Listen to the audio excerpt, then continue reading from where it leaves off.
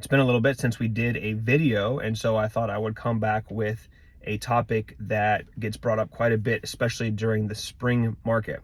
And so if you are a buyer looking to purchase a home, but you also need to be able to sell your home in order to purchase, this video is for you. So we talk about the term home sale contingencies, and really what that means is you need to be able to sell your house and to be able to purchase the next house. And a home sale contingency is not a very strong position to be in as a buyer if you are presenting an offer. It's not impossible. We've done them before, but it's not a very strong position to be in.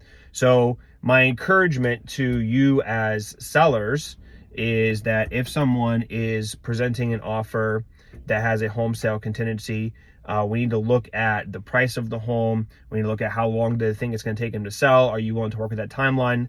Generally speaking, sellers aren't super comfortable with having some additional contingencies on top of inspections and a mortgage. Now, if you are the buyer and you need to be able to sell your house to purchase, here are a couple things for you. First of all, technically speaking, you're not a qualified buyer if your home is not already under contract when you put in an offer on a new house. So I don't mean that to be against anyone by any way, shape, or form, but if you still need to list your house and get your house under contract and close on your house to be able to purchase this new house that you want, you are not a qualified borrower until that house that you need to sell is on the market or is under contract with a buyer. Okay, so just from a negotiating standpoint, you're not really a qualified buyer yet, regardless of your pre-approval, regardless of your income. If you have to sell A in order to buy B until A is under contract with somebody else, you're not qualified. Now, a couple things with that. If you, as a buyer, if you need to sell, you are also a seller. And in the market that we are currently in, where we still don't have enough homes for sale, sellers have more power in negotiating than buyers do because there are less homes for sale. The sellers have more power. That's just kind of the way that the dynamic works, which means that when you go to get your house on the market and get your house sold, you can stipulate to your new buyer that they can't close until you go out and find a house for you to purchase as well. So I know it's kind of like, it seems a little bit backwards, like you need to have, most people want to have a house to buy before they sell their house. But from a real estate agent's perspective, from a negotiating perspective, it's backwards. I really need you to get your house on the market under contract first. Let's set the rules with them that you need to go find a place and then you can close.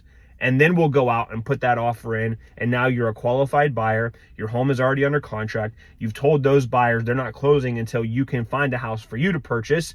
And so now the pieces line up a lot more smoothly in that fashion. And I know everyone's like, well, what about, if we could solve all the what ifs, everyone would be billionaires. Okay. But just from working through this market and everything, the way that things go down, if you have a home sale contingency, my advice to you is let us put your house on the market first. Let's find you a buyer that is willing to work with you and the timeline that you need to go out and find a new home. And then that puts you in a great position when you, as good of a position as it can, when you go to put an offer in saying, listen, I want to buy your house. My house is already under contract. I just need to close on it and we're set to go. Okay.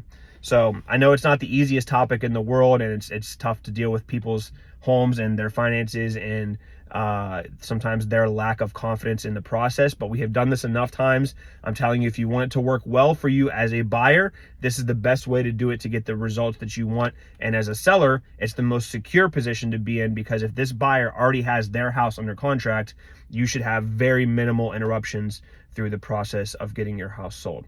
I know it was a little bit longer one today, but I haven't seen you in a while. So we'll see you guys next time. I hope you have a great weekend.